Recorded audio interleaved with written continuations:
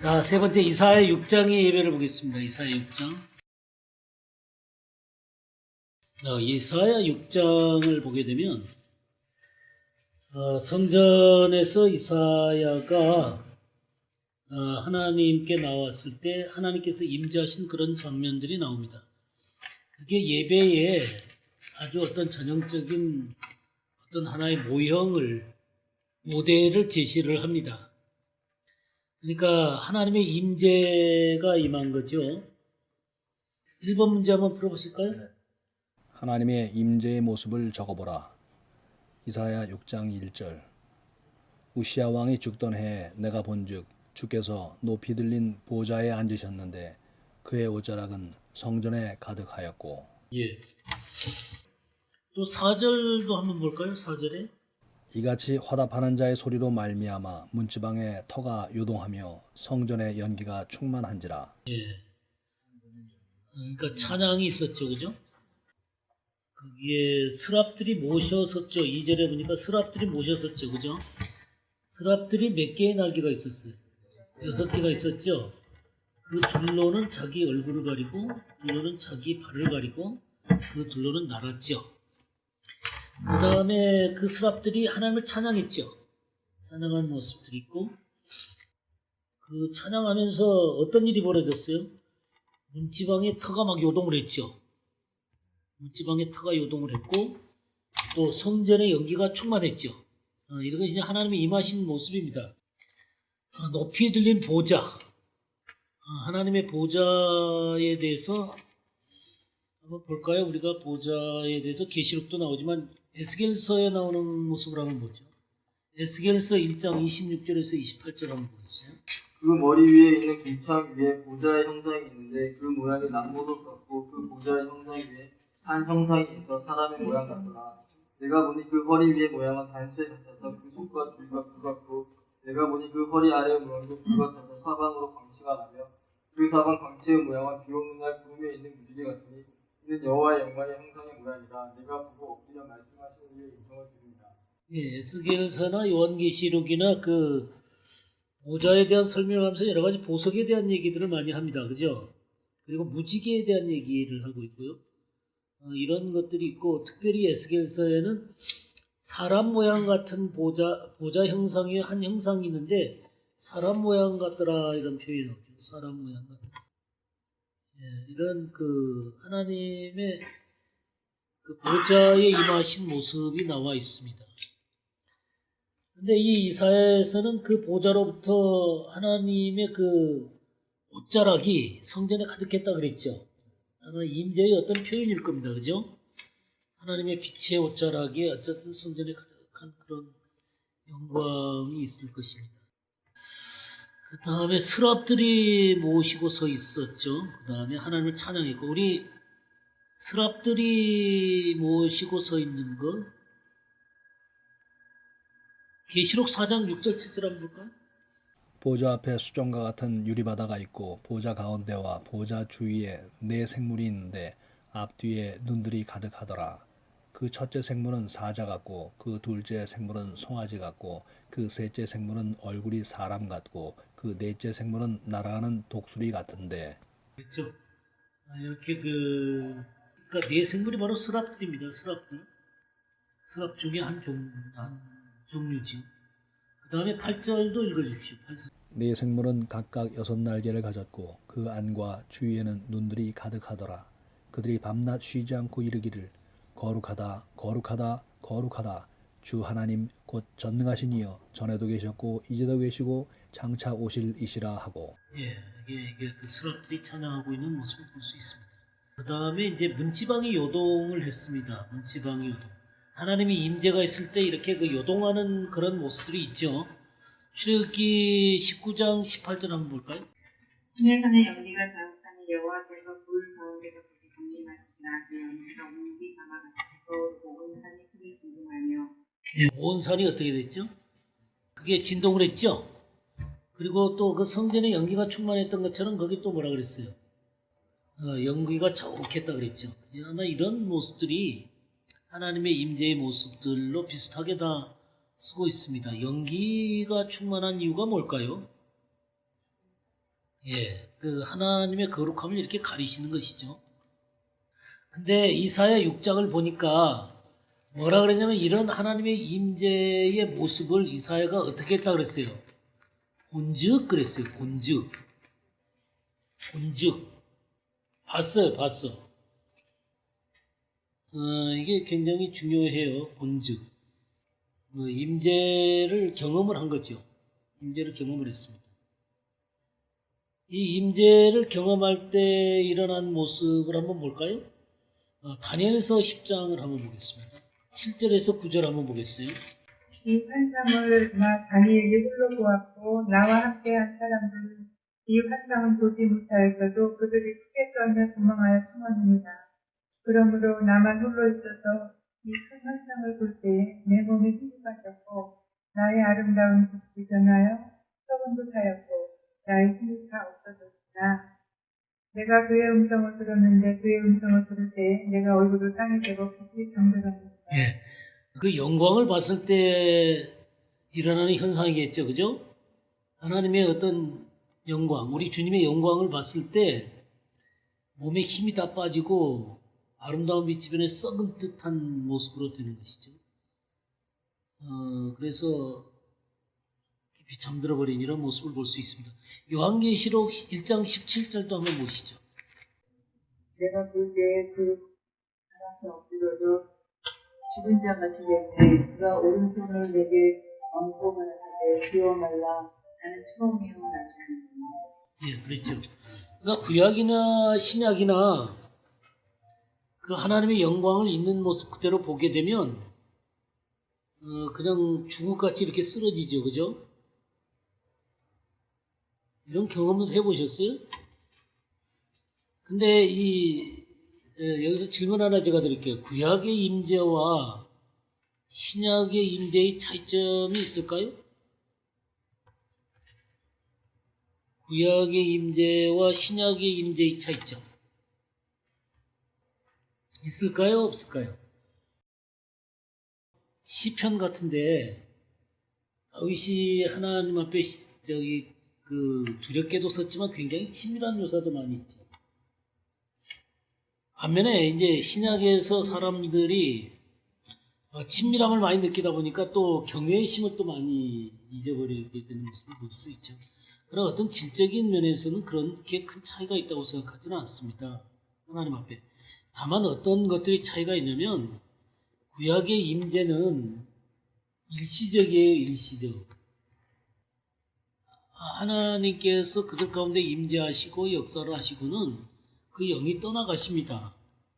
반면에 이제 신약 시대 때 오게 되면 늘 함께 계시는 것이죠. 늘 우리와 함께 계십니다. 이런 면들이 다르고 마태복음 18장 20절 한번 볼까요?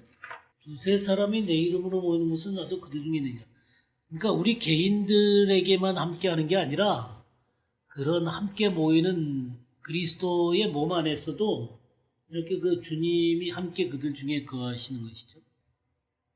그러니까 구약 시대 때는 잠시 머물렀다가 이렇게 떠나신다면 신약 시대 때는 이렇게 늘 함께 계시는 것들을 볼 수 있습니다. 그래서 그 마태복음 28장 20절 같은 데도 세상 끝날까지 너희와 항상 함께 있으리라 그랬죠.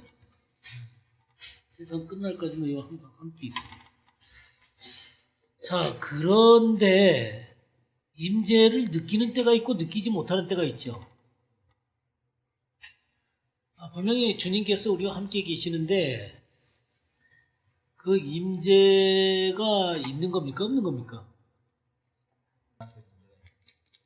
예, 그렇습니다. 그러니까 주님께서는 늘 함께 계신데 그 성령의 역사가 우리들 가운데 나타나는 것이 자연스러운 것이죠. 그리고 성령께서 우리를 지배하고 다스리는 게 자연스러운 것입니다. 크리스찬한테는 이게 자연스러운 것이어야 해요. 근데 문제는 그렇게 되지 못하는 게 우리의 이 죄성이 처리가 안 돼서 그러는 거예요.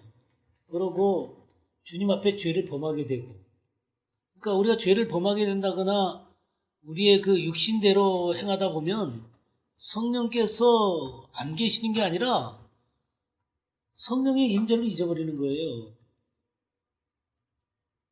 그러면 크리스찬의 삶에서 하나님의 임재라고 하는 것은 점점 더 커져가야죠.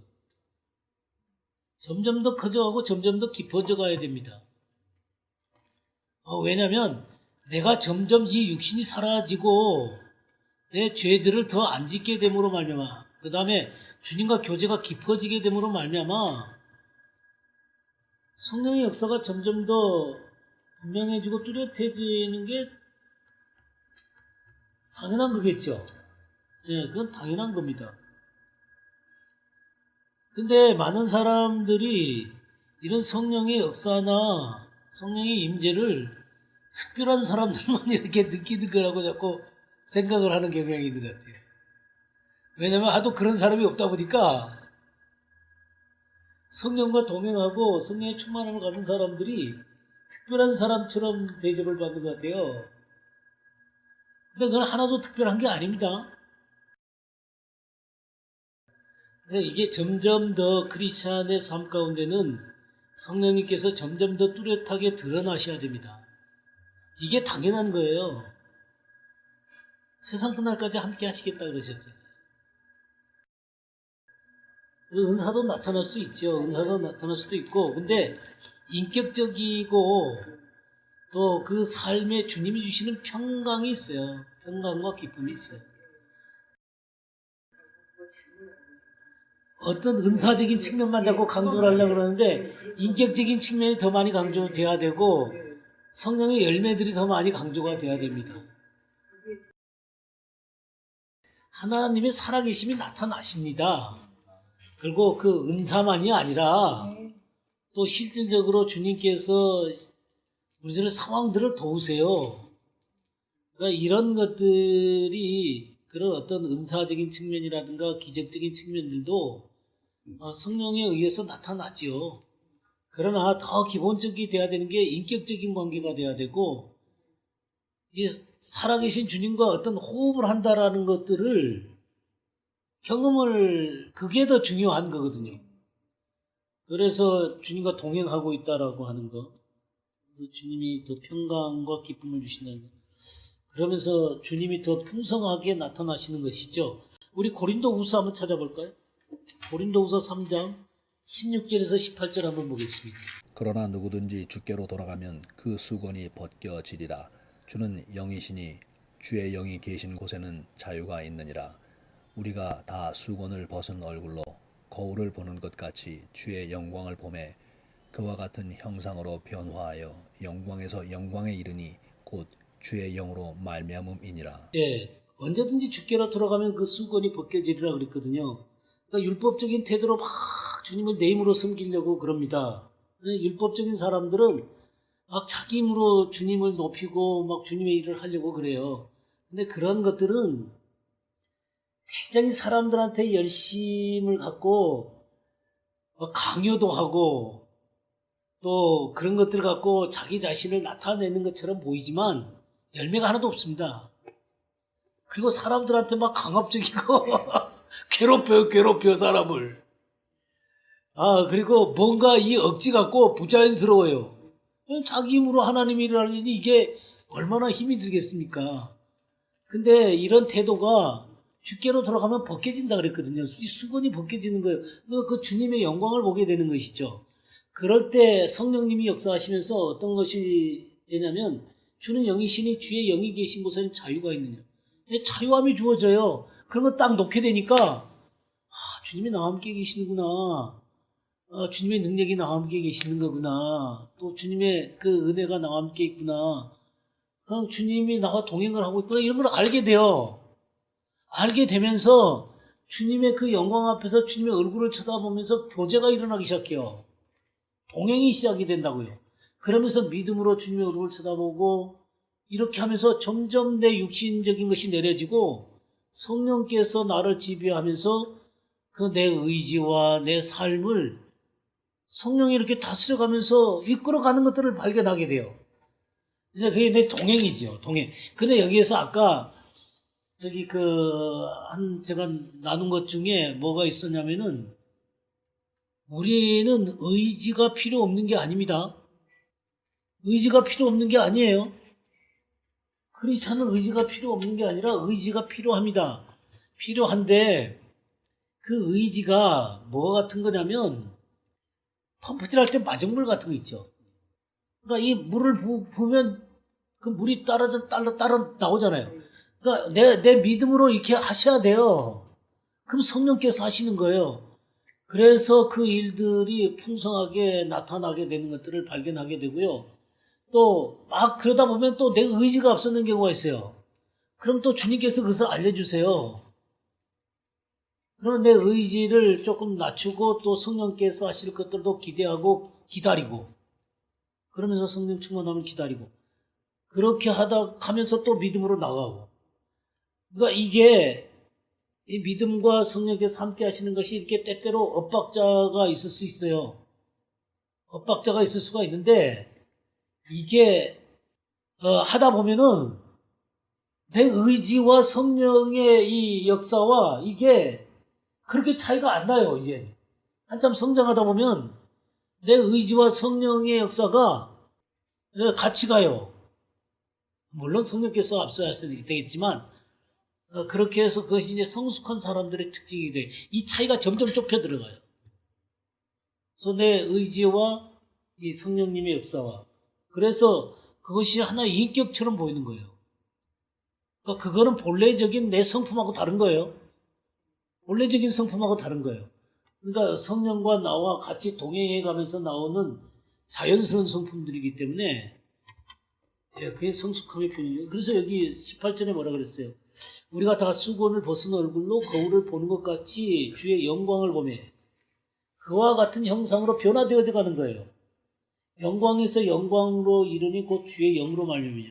그래서 그 주의 영이 나를 다스리게 됨으로 말미암아 점점 영광에서 영광으로 점점 주님의 형상으로 이렇게 변화되어져 가는 것을 보게 됩니다. 그래서 이 성숙한 사람들은 사람들 대할 때 굉장히 편해요. 그런 사람들을 대하면 편합니다. 특징이 온유예요, 온유. 그냥 경건해가지고 사람들을 정죄하듯이 그런 게 아니라, 온유예요, 온유. 그리고 빛이 있어요. 영광의 빛이 있습니다. 이런 게 이제 주님의 임재, 그래서 하나님 앞에 예배 드릴 때 이런 임재가 굉장히 중요해요. 그러니까 임재 의식이라 그러죠. 그래서 주님의 임재를 먼저 구하고 찬양하고 그러면서 조용히 주님 앞에 나갈 때 이런 임재를 구하는 게 참 중요합니다. 그 다음에 뭐냐면 스랍들의 2번 문제 보겠습니다. 2번. 스랍들의 찬양하는 자세와 찬양의 내용은 무엇인가? 그 결과가 어떻게 나타났는가? 차라리 다른데 스랍들이 못으로 섰는데 6날개가 있어 그 둘로는 자기의 얼굴을 가리었고 그 둘로는 자기의 발을 가리었고 그 둘로는 날며 서로 불러 이르되 거룩하다 거룩하다 거룩하다 만군의 여호와여 그의 영광이 온 땅에 충만하도다 하라.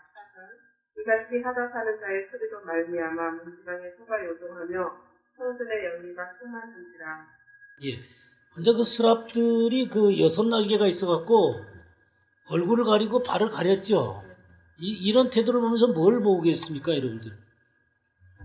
예, 하나님을 경외하고 있는 태도죠, 그죠? 경외하고 있는 태도입니다. 그러니까 우리가 하나님 앞에 찬양하고 예배를 하러 나갈 때 이런 태도가 중요한 거예요.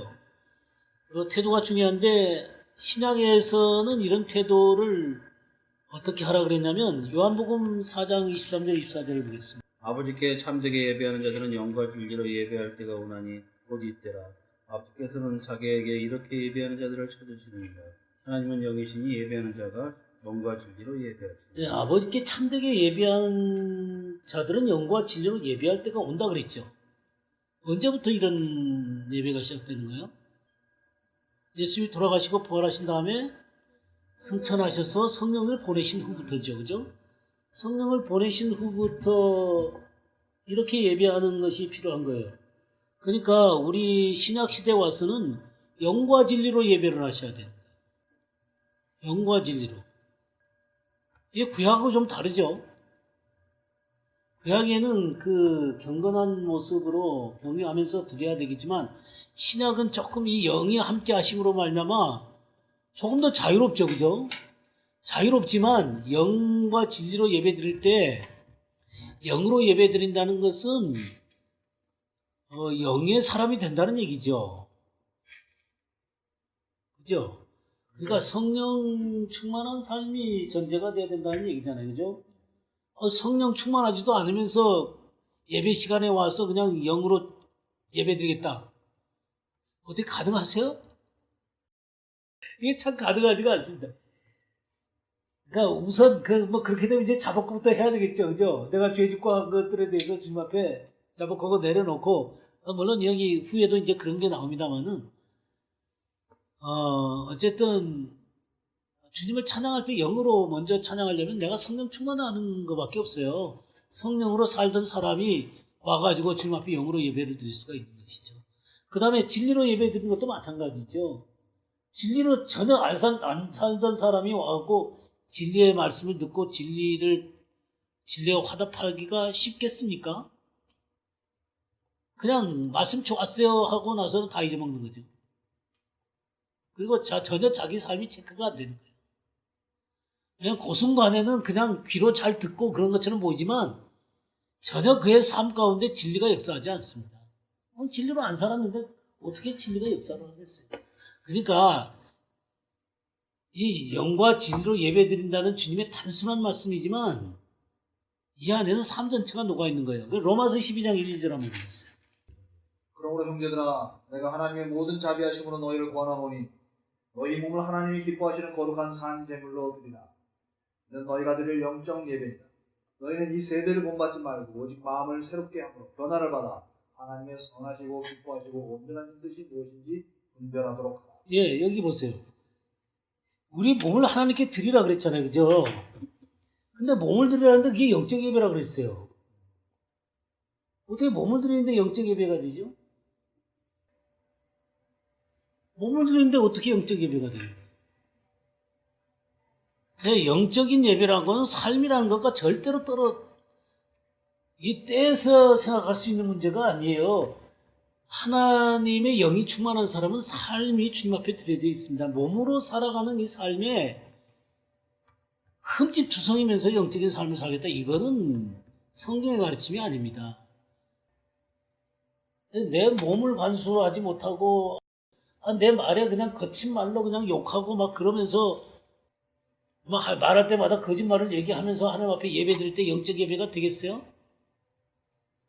내 말에 그냥 화를 있는 대로 잘 내면서 경건하게 와서 예배만 드리고 그러면 아니 사람이 화를 낼 때도 있고 어쩌다가 실수할 때도 있겠지요. 그저 노상 나오는 게 그냥 신경질 나는 얘기, 그 다음에 그 화내는 얘기, 그 거짓말하고 그러면 어떻게 주님이 기뻐하시겠어요? 그러니까 영적인 예배가 안 되는 거예요, 그건요. 그러니까 삶이라는 것하고 이 몸을 드린다는 것하고 이 영적 예배라고 하는 거는 이거는 연결되어 있는 것입니다. 그러니까 우리의 삶, 그 다음에 우리의 마음을 새롭게 한다 그랬잖아요. 마음. 이게 혼이라고 제가 여러 번 얘기했죠. 이 혼이라고 하는 것은 하나님의 말씀으로 새로워지는 거예요. 절대로 우리의 어떤 다짐, 또 세상적인 철학, 사람들의 좋은 말, 이런 걸로 우리 마음이 새롭게 됩니까? 다짐은 될지 모르겠지만, 그건 갖고 우리 마음 새롭게 안 됩니다. 우리의 마음을 새롭게 하는 것은 하늘 양식으로밖에 안 되는 거예요. 하늘의 진리로밖에 안 되는 것입니다. 그런 것으로 변화를 받을 때 하나님의 선하시고 기뻐하시고 온전한 뜻이 무엇인지 분별을 하게 됩니다. 이런 자세로 주님 앞에 나갈 때 영과 진리로 예배를 드리게 됩니다. 그러니까 삶에서 이런 일이 일어났을 때 공식적으로 주님 앞에 가서 예배라는 공식적인 예배가 그렇게 드려지게 됩니다. 예, 여기 찬양 내용이 있죠. 거룩하다, 거룩하다, 거룩하다. 요한계시록에도 이렇게 3번이 나오죠. 우리는 이걸 보면서 삼위일체 하나님께 드리는 찬양이다라는 것을 우리가 볼 수 있습니다. 하나님 앞에 거룩하다, 거룩하다, 거룩하다. 삼일체 하나님께 드리는 이 찬양이에요. 그러면서 그의 영광이 온 땅에 충만하다 그랬죠. 이 하나님의 그 온 땅에 충만하심을 찬양했습니다. 하나님의 주권과 다스림과 임재는 온 세상에 가득해요. 이것에 대한 믿음이 참 중요합니다. 이 찬양의 내용 가운데 온 세상에 가득하신 주님의 주권, 그리고 임재, 다스림 이런 것들이 충만합니다. 근데 이런 것을 제한하는 존재는 누구밖에 없어요. 인간밖에 없어요. 그러니까 이런 영광스러운 하나님이신데 제한하는 건 인간밖에 없습니다. 하나님 앞에 그 온전한 찬양이 이렇게 들려졌을 때 세 번째 보겠습니다. 이사야는 자신에게서 무엇을 발견했고 그 문제가 어떻게 해결되었는가? 이사야 6장 5절로 7절. 그때 내가 말하되 화로다 나여 망하게 되었도다. 나는 입술이 부정한 사람이요 나는 입술이 부정한 백성 중에 거주하면서 만군의 여호와이신 왕을 베었음이로다 하였더라. 그때 그 스랍 중에 하나가 부젓가락으로 제단에서 집은 바 핀 숯을 손에 가지고 내게로 날아와서 그것을 내 입술에 대며 이르되 보라 이것이 내 입에 닿았으니 내 악이 제하여졌고 내 죄가 사하여졌느니라 하더라. 뭐가 해결됐죠? 뭐를 발견했어요? 자신의 악함을 발견했죠, 그죠? 부정한 백성 가운데서 부정한 자기를 보게 됐습니다. 그러니까 이 거룩한 하나님 앞에 우리가 아무리 잘 산다 할지라도 그 완벽하다고 우리가 얘기할 수 없잖아요, 그죠? 우리의 죄된 모습이 드러나게 됩니다. 그래서 하나님 앞에 이 죄 문제를 해결하는 게 참 중요하지요. 그 예배 가운데 이 죄 고백이 있는 것입니다. 죄 고백. 그래서 이 임재의식이, 임재가 있고, 그 다음에 찬양이 있고, 또 우리의 죄가 고백이 돼야 되는 것이죠. 근데 이게 특별히 입술이 부정한 백성 그랬죠. 입술. 왜 입술이라 그랬을까요? 사실 입처럼 우리 속에 있는 것을 잘 드러내는 게 없습니다. 그러니까 입술은 바로 우리 속과 직결되어 있습니다. 그죠? 우리 마태복음 12장 34절에서 37절 한번 볼까요? 독사의 자식들아 너희는 악하니 어떻게 선한 말을 할 수 있느냐? 이는 마음에 가득한 것을 입으로 말함이라. 선한 사람은 그 쌓은 손에서 선한 것을 내고 악한 사람은 그 쌓은 악에서 악한 것을 내느니라. 내가 너희에게 이르노니 사람이 무슨 무익한 말을 하든지 심판날에 이에 대하여 신문을 받으리니 네 말로 의롭다함을 받고 네 말로 정죄함을 받으리라. 이 말은 바로 그 사람의 정체성을 드러내는 것입니다. 그리고 그의 믿음을 드러내는 것이고요. 또 그의 삶을 드러내는 것입니다. 마음에 가득한 것을 입으로 말하는 거죠. 우리가 그 주님 앞에 참 은혜로울 때 우리의 말도 은혜로워지죠. 근데 우리 마음이 막 뭔가 쫓기고 불안하고 또 그냥 속이 그냥 엉켜 있을 때는 어때요? 이게 참 그런 게 나옵니다. 그죠? 그래서 우리가 예배 드릴 때 그럴 때 자백하는 게 참 중요해요. 그런 모습을 갖고 주님 내 모습 이대로 왔습니다. 저를 긍휼하게 해주시기 바랍니다. 그렇게 나오셔야 돼요. 그러니까 이런 우리가 말을 잘못함으로 말미암아 우리 관계도 그냥 다 얽혀버리잖아요, 그죠?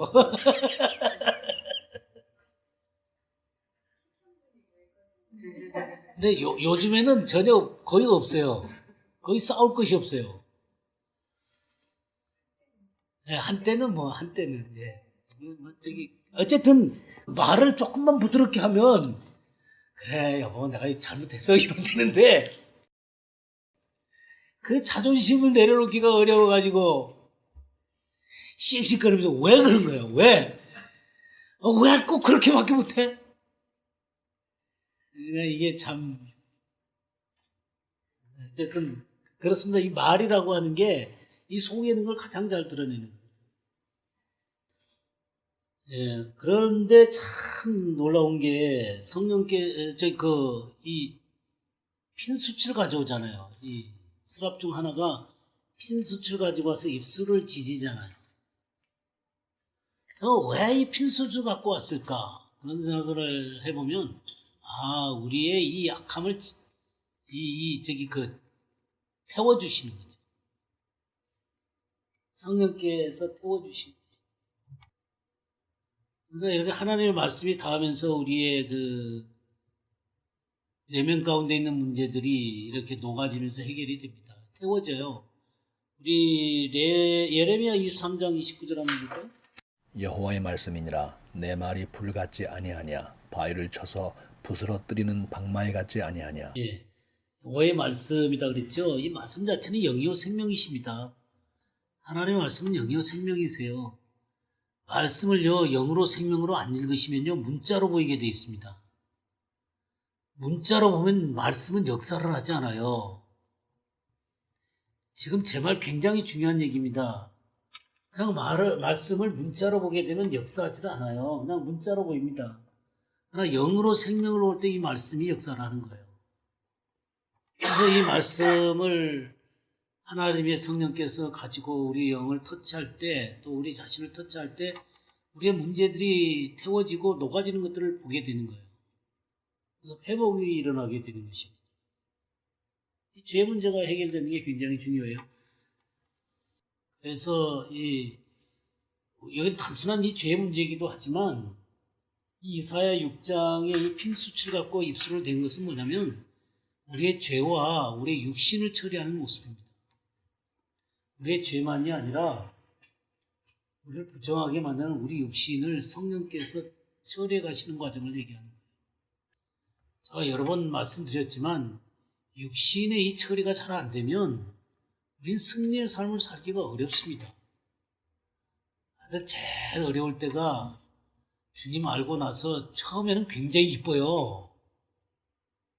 근데 조금 지나고 나서 주님이요 성령의 역사도 조금 등한히 조금 덜 하시고 그리고 육신이 이제 발휘되기 시작하면 내가 또 주님을 기쁘게 해보려고 무지무지 애쓰면서 그냥 지옥 같은 시간들을 보내게 하세요. 다들 경험하셨을 거예요. 뭐 경험을 하든지 하여튼 경험을 하시든지 했든지 할 거예요. 그래가지고 정말 하는 짓짓을마다 그냥 육신 충만한 행동들을 하는 거예요. 근데 주님이 그런 과정들을 통해서 내가 아니면 안 된다는 것을 자꾸 보이시는 거예요. 하나님의 성령의 역사 아니면 아무것도 안 된다는 것을 보이시는 것이죠. 그러면서 점점 이 육신을 깨트려가기 시작해요. 근데 제일 큰 역할을 하는 게 누가 하냐면 부부가 합니다. 상대방이 제일 큰 역할을 해요. 자기를 제일 주님 앞에서 처리를 하도록 도와주는 사람이 누구냐면 옆에 있는 사람이에요. 옆에 있는 사람. 예. 최고의 교사예요. 최고의 교사. 장가를 가야 돼. 그게 무슨 말인지를 몰라. 예, 그렇죠. 예, 맞아요. 하여튼 괴롭히는 사람이 있어요. 예, 그래서 하여튼 하나님의 그 성령에 의해서 우리들이 밖에 안 된다는 사실을 그냥 계속 인정하게 했어요. 그래서 이 예배할 때 이 죄 문제를 처리해가는 이 과정이요. 그래서 상당히 중요합니다. 그래서 우리 육신이 처리돼가는 이런 과정들. 그래서 예배할 때 이런 그 하나님의 임재, 또 하나님에 대한 찬양, 그리고 이 죄에 대한 고백, 이런 것들이 중요하죠. 그리고 죄의 고백을 하셨으면 또 믿음으로 툴툴 터는 것도 참 중요해요. 계속 이걸 붙잡고 이게 이 감정이 생길 때까지 또 그것도 곤란해요. 그러니까 이 회복된 감정이 생길 때까지 죄의 문제를 붙들고 또 자백하고 또 자백하고 또 자백하고 그냥 그래서 웬만큼 하셨으면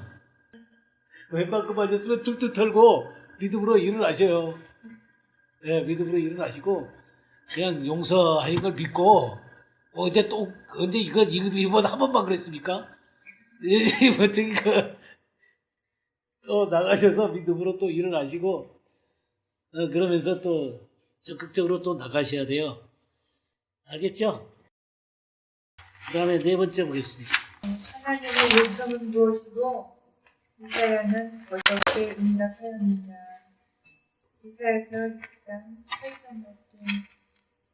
내가 또 주의 목소리를 들으니 주께서 이르시되 내가 누구를 보내며 누가 우리를 위하여 갈고 하시니 그때 내가 이르되 내가 여기 있나이다 나를 보내셔서 하였다. 네, 그렇죠. 누가 나를 위해서 가며 내가 누구를 보내면 누가 우리를 위해서 갈 거 그랬죠. 여기 우리라 그랬죠. 삼위 하나님을 나타내는 것입니다. 우리. 내가 여기 있나이다 나를 보내서 헌신에 대한 고백이죠. 헌신. 보통 이제 이게 우리 공예배에서는 헌금 형태로 나타나게 되는 것입니다. 그러니까 자신을 먼저 드리고 우리가 헌금을 하는 것이죠. 그죠? 그런 것들이 다 그런 예배의 이런 요소들이 다 그런 의미들을 지금 이사야 6장이 그런 것들을 담고 있는 거예요, 지금. 하나님의 임재, 우리가 임재송 하잖아요. 임재송하고 또 임재의 기원을 하고 또 그 다음에 찬양을 하고 죄의 고백을 하고 또 그 다음에 헌신을 하고 이런 것들이 이제 그런 예배의 어떤 틀 같은 것들을 이 이사야 6장이 잘 보여주고 있습니다. 이 헌신이 참 필요해요. 빌립보서 1장 20절 21절을 한번 볼까요? 나의 간절한 기대와 소망을 따라 아무 일을 부끄럽지 아니하고 오직 전과 같이 이제도 온전히 담대하여 살든지 죽든지 내 몸에서 그리스도가 존귀 되게 하려 하나니 이는 내게 사는 것이 그리스도니 죽는 것도 유익합니다. 예. 그러면서 내게 사는 것이 그리스도니 죽는 것도 유익합니다. 하면서 주님, 내 몸에서 주님이 더 존귀하게 되기 원합니다. 저를 드립니다. 이런 헌신의 기도가 참 중요한 거예요. 헌신. 주님하고 나 사이에 고백을 하는 거예요. 빌립보서 찾았으니까 그 빌립보서 3장 7절에서 9절까지 한번 볼까요? 내가 무엇이든지 내게 유익하던 것을 내가 그리스도를 위하여 다 해로 여길 뿐더러 또한 모든 것을 해로 여기는 내 주 그리스도 예수를 아는 것이 가장 비상함이니라. 내가 그를 위하여 모든 것을 잃어버리고 배설물을 여기는 그리스도를 얻고 그 안에서 발견되려 하니 내가 가진 은은 율법에서 난 것이 아니요 오직 그리스도를 믿음으로 말미암은 것이니 곧 믿음으로 하나님께로서 난구나. 예, 그렇죠. 이렇게 이 그리스도 때문에 우리가 의롭게 되어졌다면 내게 유익하던 것을 내가 그리스도를 위하여 다 해로 여긴다. 그러면서 그리스도를 예수를 아는 지식이 가장 고상하다. 모든 것을 잃어버리고 배설물을 여긴다 하는 이런 고백들. 정말 주님은 저에게 최고봉이세요. 최고봉. 주님을 아는 지식이 제 인생에서 가장 귀하십니다. 주님 나를 이렇게 의롭게 하셨고 또 나를 이렇게 받아주셨으니까 주님 주를 위해서 살겠어요. 이런 고백들이에요. 이게 굉장히 중요해요. 이 예배 시간에 이런 것들이 이루어져야 되는 것이죠. 우리 사도행전 20장 24절 한번 볼까요? 내가 달려갈 길과 주 예수께 받은 사명 곧 하나님의 은혜의 복음을 증언하는 일을 마치려 하면은 나의 생명조차 조금도 귀한 것으로 여기지 아니하노라.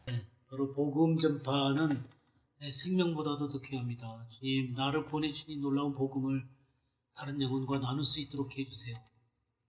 이런 게 헌신이죠. 헌신. 이런 고백이 이 예배 가운데 있어야 됩니다. 이런 게 없으면 예배가 별로 의미가 없죠. 그죠? 다섯 번째 보겠습니다. 하나님께서 전하라고 한 메시지는 무엇인가? 이사야 6장 5절에서 10절. 여호와께서 이르시되 가서 이 백성에게 이르기를 너희가 듣기는 들어도 깨닫지 못할 것이요 보기는 보아도 알지 못하리라 하여 이 백성의 마음을 둔하게 하며 그들의 귀가 막히고 그들의 눈이 감기게 하라. 경계하건대 그들이 눈으로 보고 귀로 듣고 마음으로 깨닫고 다시 돌아와 고침을 받을까 하노라 하시기로. 예. 그렇죠? 이상한 메시지죠, 그죠? 네. 듣기는 들어도 깨닫지도 못하고, 또 보기는 보아도 알지도 못하고, 마음을 둔하게 그들의 귀가 막히고 그들의 눈이 감기게 하라. 그들이 눈으로 보고 귀로 듣고 마음으로 깨닫고 다시 돌아오고 고침을 할까? 하여튼 그 메시지 내용은 이상합니다만은 어찌됐든 간에 예배 시간에 뭘 들어야냐면 말씀을 들으셔야 됩니다. 메시지를 들으셔야 돼요. 하나님이 주신 말씀이 있겠죠, 그죠? 설교 시간을 통해서나 또 뭐 나눔의 시간을 통해서나 어떤 것들을 통해서 하나님이 주신 나한테 대한 메시지가 있습니다. 그런 말씀을 들어야 돼요, 말씀. 참 이렇게 하나님의 말씀이 내게 들려와야 됩니다. 그 말씀을 들을 때 말씀이 오죠. 우리가 나누잖아요, 그죠? 그런 그 메시지를 듣는 태도가 굉장히 중요합니다. 이 메시지를 들을 때 우리의 영의 불이 밝혀지는 거예요. 우리 영의 불이 밝혀진다. 그러니까 우리가 영의 불이 밝혀진다는 것은 성령께서 그 말씀을 사용해서 나에게 전할 때 우리 영이 밝혀지는 거예요. 이 불밝혀짐이 없으면 그냥 얘기예요, 얘기. 그냥 말이에요, 말. 이런 말은 힘이 없습니다. 그러니까 지식은 증가시켜 줄 수 있어요. 우린 지식을 증가받으려고 말씀을 듣는 게 아니에요. 물론 하나님의 말씀에 대한 지식을 얻는 것도 굉장히 중요하긴 해요. 그러나 그런 측면만 있는 게 아니에요. 우리 영의 불이 밝혀져야 돼요. 그거 하나님이 보여야 되는 것입니다. 하나님의 음성이 들려야 되는 거예요. 하나님과 내가 교통이 이루어져야 되는 것이죠. 메시지라고 하는 건 그런 거예요. 근데 너무나 많은 메시지들이 그냥 지식으로 증거되기 때문에 성도들의 삶의 불이 안 밝혀져요. 성도들의 삶의 불이 안 밝혀져요. 그냥 나갈 때 의례적인 은사를 은혜 받았습니다. 그러니까 무슨 은혜를 받은 거야? 그냥 나가서 살면 삶이 하나도 안 변해. 그런 거는 진짜 예배라고 하는 게 그런 게 아니잖아요. 하나님과의 만남이잖아요. 하나님과 교제하는 거잖아요. 그럼 거기서 영혼의 울림이 있어야죠, 당연히. 여기에 먼저 영의 이 불이 들어오고 영혼 속에 이게 이해가 되어져서 내가 잘못된 부분들이 드러나면서 그것이 더 고쳐지고 아니면 주님을 더 악망하게 되고 새롭게 마음이 다져지게 되고 그런 변화들이 찾아와야죠. 그러면서 삶 속에 그런 것들이 드러나야죠. 근데 1년을 들었는데도 안 변해. 1년을 들었는데도 안 변해. 2년을 들어도 안 변해. 이게 왜 그러냐면 이게 말씀에 불이 안 들어가서 그래요. 말씀의 그 영의 빛, 말씀의 빛으로 말미암아 그 영에 이게 불이 밝혀져야 되는 거거든요. 아마 이 메시지를 들었을 때 이사야가 참 충격적이었겠죠. 너무너무 충격적이었을 거예요. 그렇죠? 이 이사야의 메시지가 오늘날에 들려지는 메시지예요. 하나님이 오늘날에 대고 한 말씀하고 똑같아요. 지금 이게 이스라엘 백성들한테 한 얘기거든요. 이 이스라엘 백성들에게 결국 이 말씀이 예수님이 인용하고 바울이 인용을 하거든요. 그러니까 이스라엘 백성들이 하나님의 말씀을 안 듣고 하는 모습을 얘기를 하는 거예요. 근데 이 메시지가 오늘날 기독교인들한테도 똑같아요. 주님 이 메시지 하실 것 같아요. 주님 이 메시지 하실 것 같아요. 이건 정말 이스라엘한테 한 얘기예요. 근데 이 메시지는 오늘날 우리 크리스찬들한테 하는 얘기라고 생각이 들어요. 그래서 오늘날에는 제가 여러 번 말씀을 드렸지만 그 셋째 날의 말씀이 필요해요. 셋째 날의 말씀이 필요해요. 그러니까 첫째 날이 뭐라 그랬죠? 예, 율법의 말씀이죠. 그럼 둘째 날의 말씀은 뭐예요? 교회들에게 하시는 말씀이세요. 그럼 셋째 날의 말씀은 뭐예요? 이 이스라엘과 교회가 하나 되어져서 하나님 나라가 완성되어지는 셋째 날에 대해서 말씀을 하셔야 돼요. 그래서 주님 오실 길들이 예비가 돼야 돼요. 그러니까 주님을 맞이할 준비들을 하는 말씀이 돼야 돼요. 셋째 날이라서 무슨 신비한 얘기를 하는 건 아니에요. 그러니까 주님의 완성된 그림을 그려주시고요. 이제 우리가 의례적인 삶에서 벗어나서 주님을 맞이하는 남은 자로서 신부로서 자신을 쓸 수 있도록 그런 말씀들이 전해져야 돼요. 제가 계셈이 필요하다 그랬죠?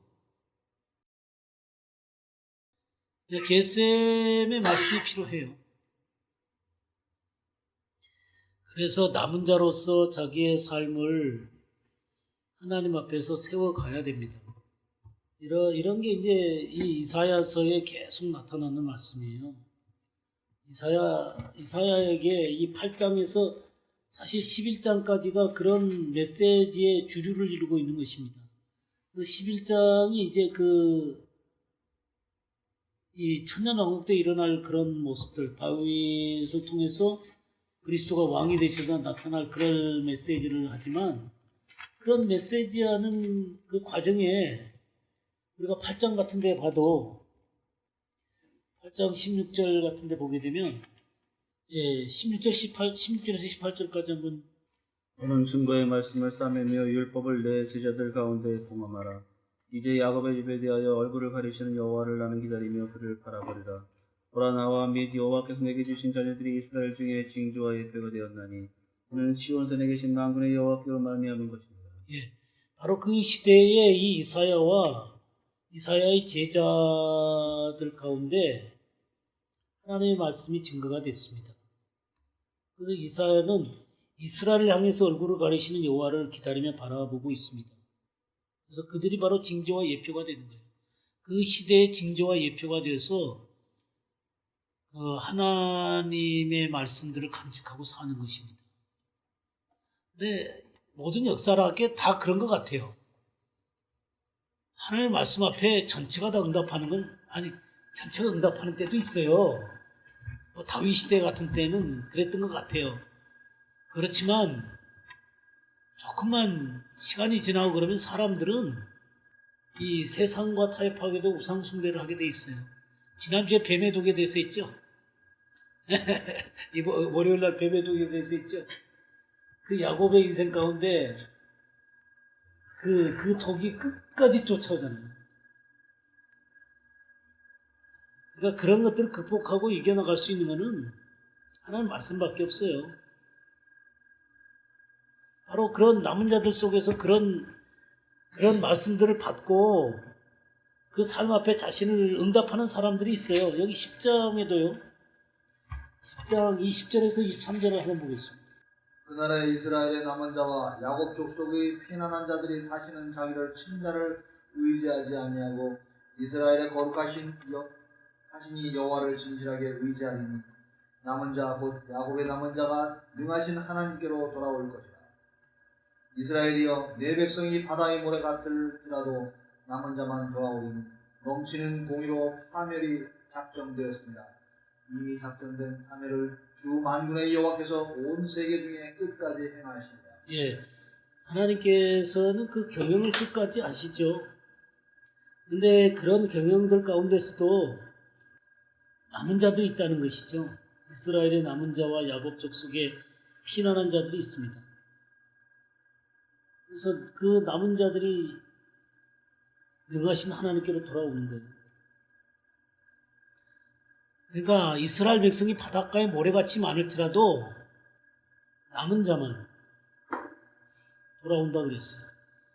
그래서 이 시대가 아무리 어지럽고 말씀이 희귀하고 사람들이 자기의 고집과 방식대로 살지만 하나님 앞에 이렇게 남은 자로서의 삶을 사는 사람들이 있어요. 예배 시간에 이런 하나님의 메시지를 들어야 돼요. 하나님 앞에 그 속에 하나님의 말씀을 듣고 응답하는 일들이 있어야 돼요. 이게 안 되면요, 어떻게 될 것 같아요? 이게 안 되면 어떻게 될 것 같습니까? 네, 의례적인 삶을 살 수밖에 없어요. 의례적인 삶. 그러니까 종교인의 삶을 살 수밖에 없어요. 그건 뭐 어쩔 수가 없습니다. 우리 힘으로는 안 되게 돼 있어요. 하나님의 음성을 못 듣고서는 안 되게 돼 있어요.